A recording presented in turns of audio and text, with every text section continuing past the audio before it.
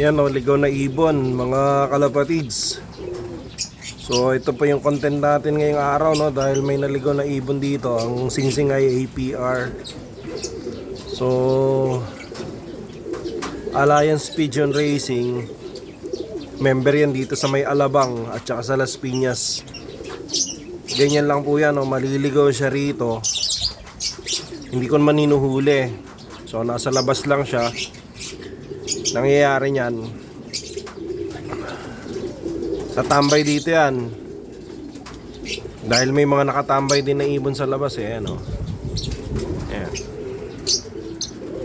So ito mga ito inaka ito dito, tsaka ito inahin yan dito So yun, yung APR na yun, tambay lang siya, nanginginain. Hindi naman natin hinuhuli, pero for sure tatagal yan dito. At i-update ko kayo pagka aalis na rin siya, no. Ayan, binubuli na nga siya nung inahin. Pero for sure hindi na aalis yan kasi manginginain yan dito Ano, kalat yung mga tambak na pagkain dito. Yan.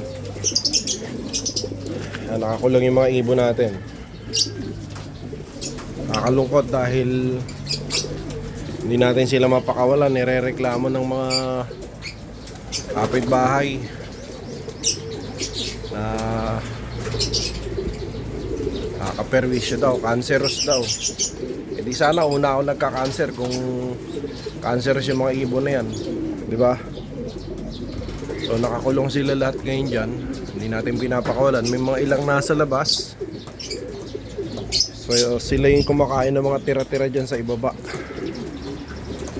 Kaya update ko na lang kayo dyan sa ligaw na ibon. At maganda yung ibon, malaki, pero bata pa siya.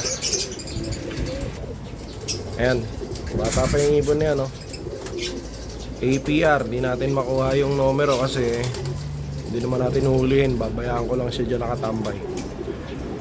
So abangan nyo, sana bumalik siya sa amo niya. Hanggang dito lang muna tayo mga kalapatids. Ito yung natin, upload natin ngayong araw.